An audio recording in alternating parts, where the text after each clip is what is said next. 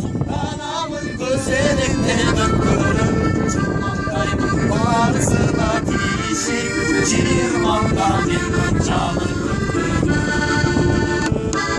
Şekilmesi böyle bir canlılar, şirin deşik büyüktü bana sıcak.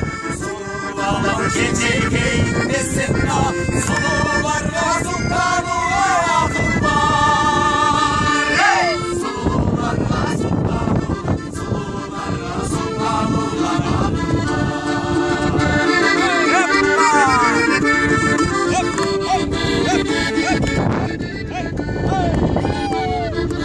oğlum çaştı göçerdim, oğlumların o çok zamanımdır. Ondan sonra ağladım, ayıkladım, 30 yaşta bir canı gönlüm. Şekilmesin böyle bir canlılar, şirin deşik büyüktü bana sıcak.